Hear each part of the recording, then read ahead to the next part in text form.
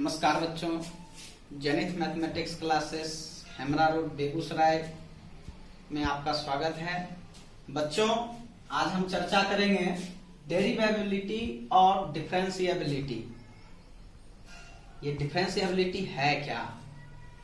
तो हमने class 11th में डेरिवेटिव्स, लिमिट्स एंड डेरिवेटिव्स में इसका एक शॉर्ट पढ़ा था, वहां पे देखा था डेरिवेटिव्स के बारे में क्या होता है। तो हम थोड़ा सा उसी को आगे बढ़ाएंगे। आज के क्लास में देखेंगे डिफरेंशिएबिलिटी, डेरिवेबिलिटी है क्या। तो लिखे हैं, पहला जो हमारा टॉपिक है डेरिवेबिलिटी एट एन इंटीरियर पॉइंट। किसी इंटीरियर पॉइंट पे कहने का मतलब क्या है? जैसे कि आपको नेबरहुड्स ऑफ ए पॉइंट के बारे में लिमिट्स के क्लास में नेबरहुड्स ऑफ ए पॉइंट के बारे में बताए थे। जैसे सपोज कीजिए ये आपका कोई पॉइंट ए है और ये कोई पॉइंट बी है, ठीक। ए और बी कोई दो रियल नंबर है और यहां पर कोई एक सी जो है वो भी आपका C is also a real number, such that यहां पर जो है C is greater than A but less than B.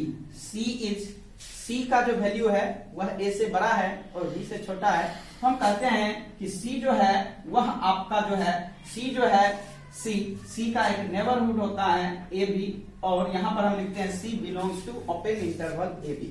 C belongs to open interval A B, ये आपका क्या है? तो नेबरहुड्स ऑफ ए पॉइंट कहलाता है। नेबरहुड्स ऑफ ए पॉइंट के बारे में हमने लिमिट्स में चर्चा किया था, तो यहां पर हम देखेंगे नेबरहुड्स ऑफ पॉइंट का यूज यहां पे हम करेंगे।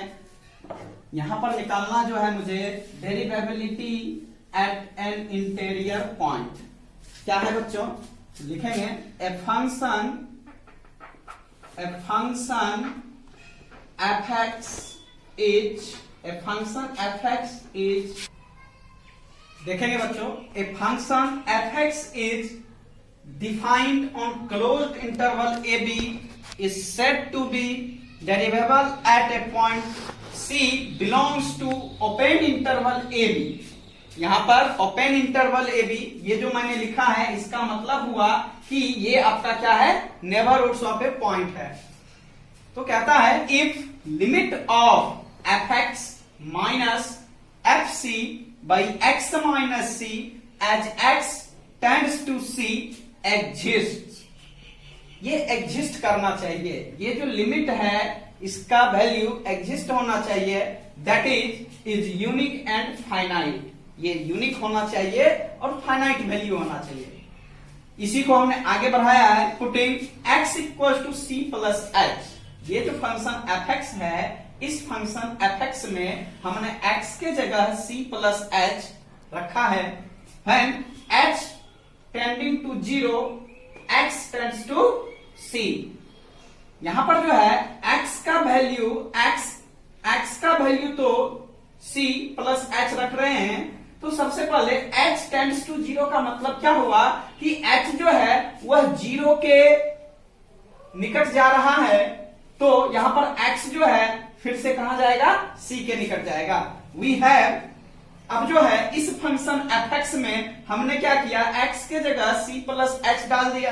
तो लिखा है limit of f c plus h minus f c अपने जगह है बाई एक्स के जगह c plus h minus c, यहां से कैंसिल हुआ। तो बच्चों हमको जो मिलने वाला है वो आ चुका है limit of f c plus h minus f c by h as h tends to 0।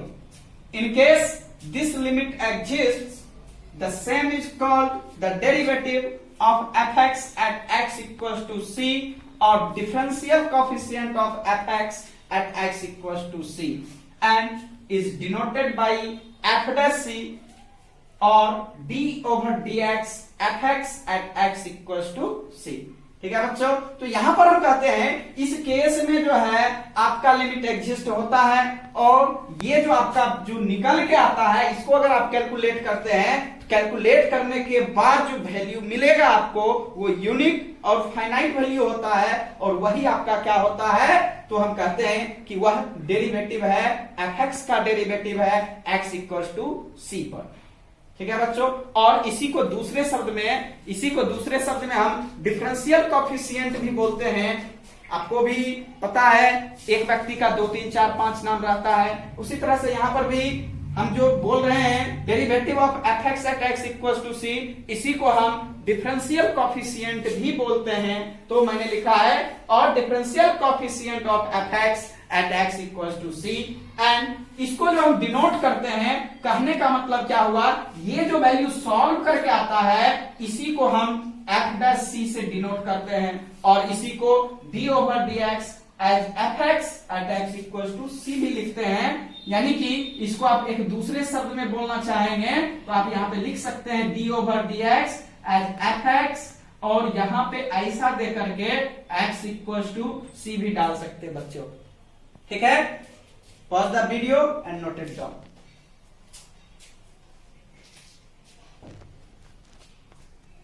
देखेंगे बच्चों, अगला हमारा जो टॉपिक है left hand derivatives and right hand derivatives, इसको समझेंगे।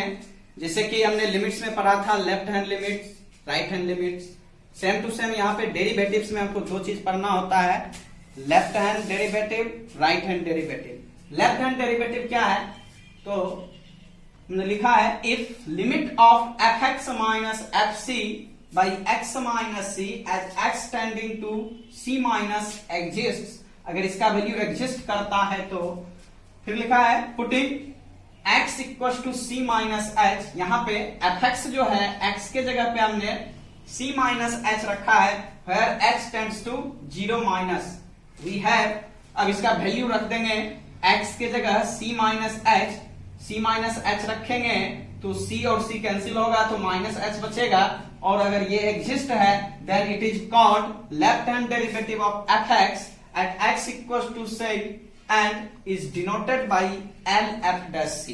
तो लेफ्ट हैंड डेरिवेटिव को हम LF'(c) से डिनोट करते हैं बच्चों। तो बात करेंगे राइट हैंड डेरिवेटिव की। राइट हैंड डेरिवेटिव में सेम टू सेम हमने क्या किया है, if limit of f x minus f c as x tending to c plus, यहाँ पे प्लस दे देंगे, और ये अगर आपका एग्जिस्ट करता है तो हमने लिखा है putting x equal to c plus h where h tends to 0 plus we have limit of fc plus h minus fc by h as h tending to 0 plus, यहां पर जो ही आप c प्लस h रखते हैं c cancel होगा तो plus h बचेगा। ये अगर आपका एग्जिस्ट करता है तो हम कहते हैं then it is called right hand derivative at x equal to c। ये जो आपका वैल्यू निकल के आता है, इसको जब हम सॉल्व करेंगे तो एक वैल्यू देगा, वो आपका क्या होता है, तो राइट हैंड डेरिवेटिव होता है पॉइंट सी पर, and is denoted by R f dash C. R f dash C यानी कि राइट हैंड डेरिवेटिव। ठीक है बच्चों, pause the video and note it down.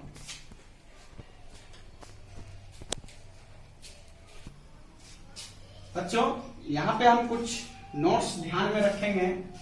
तो मैंने नोट्स में लिखा है first, if L f dash C equals to R f dash C, क्या मतलब हुआ, अभी तुरंत मैंने बताया है, ये आपका क्या होता है लेफ्ट हैंड डेरिवेटिव, ठीक है, और ये क्या होता है राइट हैंड डेरिवेटिव।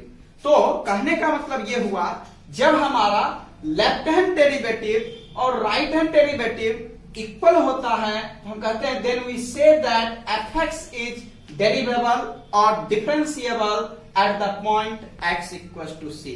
जैसे कि लिमिट में होता था कि left hand limit right hand limit जब इक्वल होता था तो हम कहते थे उस कंडीशन में हमारा लिमिट एग्जिस्ट होता है, और उस पॉइंट पे हमने लिमिट निकालता था। तो सेम टू सेम वही कंसेप्ट यहां है कि अगर लेफ्ट हैंड डेरिवेटिव और राइट हैंड डेरिवेटिव अगर इक्वल होता है, लेफ्ट हैंड डेरिवेटिव और राइट हैंड डेरिवेटिव दोनों का वैल्यू अगर इक्वल होता है तो इस कंडीशन में हम कहते हैं कोई फंक्शन f(x) जो है वह x इक्वल टू सी पे डिफरेंशिएबल है, डेरिवेबल है। ठीक है बच्चों, नेक्स्ट 2 नंबर में हमने लिखा है the common value of LF'(c) and RF'(c) is denoted by f'(c) and is called the derivative of fx at x equals to c।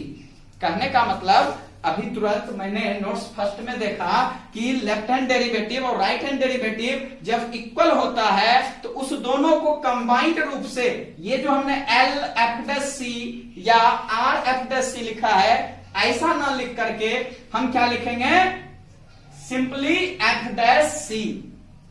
कहने का मतलब जब दोनों वैल्यू कॉमन वैल्यू जब हम लिखेंगे एल एफ डैश सी और आर एफ डैश सी का वैल्यू जब कॉमन होता है, सेम होता है, तो उस कंडीशन में कॉमन वैल्यू को हम एफ डैश सी से लिखते हैं, एफ डैश सी से डिनोट करते हैं।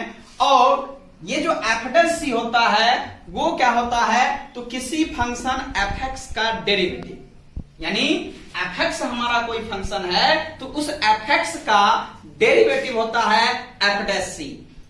ठीक है बच्चों। Next, if L f dash C not equals to R f dash C then f x is not differentiable at x equals to C. कहने का मतलब जैसे लिमिट में left hand limit right hand limit अगर equal नहीं होता था तो हम लिखते थे कि लिमिट हमारा एग्जिस्ट नहीं होता है, नहीं हुआ, does not exist. Same to same यहां पर बच्चों क्या हो जाएगा, यदि left hand limit right hand limit के बराबर नहीं होता है तो हम लिखते हैं कि एफ एक्स जो है वह एक्स बराबर सी पर डिफरेंशिएबल नहीं है, यानी अवकलनीय नहीं है। डिफरेंशिएबल को हिंदी में अवकलनीय या डिफरेंशिएबिलिटी को अवकलनीयता कहते हैं। ठीक है बच्चों। तो यहां पर जो है किसी बिंदु सी पर वह अवकलनीय नहीं होगा जब लेफ्ट हैंड डेरिवेटिव और राइट हैंड डेरिवेटिव इक्वल नहीं होता है। ठीक है बच्चों। अगर आप मेरे इस वीडियो से संतुष्ट हैं, समझ में आ गया हो, तो प्लीज लाइक और सब्सक्राइब करने के साथ साथ शेयर भी करें। ये आपका कर्तव्य भी बनता है। गुरु का ज्ञान फ्री में आपको मिल रहा है हमारे YouTube चैनल के माध्यम से, तो इतना तो फर्ज बनता है कि आप मेरे चैनल को सब्सक्राइब करें, लाइक करें और साथ ही साथ शेयर भी करें। बहुत बहुत धन्यवाद बच्चों। फिर हम मिलेंगे एक नए वीडियो के साथ। तब तक आप मेरे चैनल्स को देखते रहिए। धन्यवाद।